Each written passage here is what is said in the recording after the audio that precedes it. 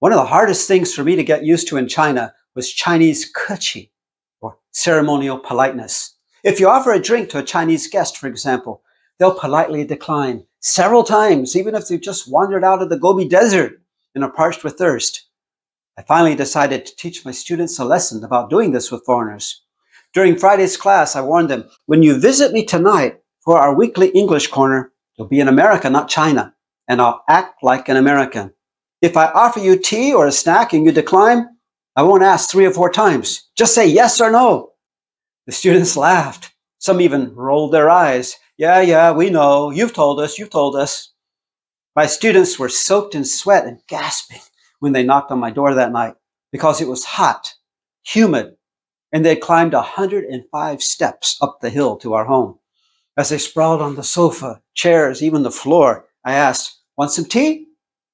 The steaming teapot and cups were right in front of their noses. Yet they said, "Oh, no, we don't want to trouble you." "Are you sure?" I asked again. "I've already made the tea." The class leader said, "Oh, no, too much trouble." "Okay," I said.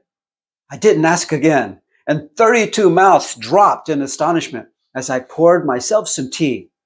For an hour, they watched me, mouths parched, as I savored several cups of refreshing Fujian tea. I finally said, "I told you in class this morning that with many foreigners, if they offer you something, take it, because they won't grow old repeating themselves.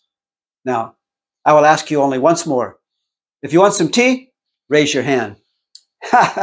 Hands shot up everywhere. Some students raised both hands, as if they were being robbed or surrendering to the enemy. "The teapot and cups are right in front of you," I said. "Help yourself." And they did.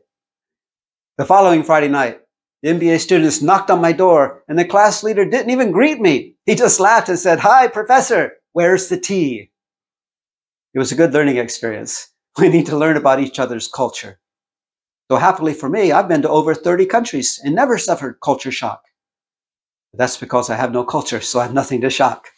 In a later video, I'll tell you another culture story. How I gave a Chinese neighbor chocolate cake.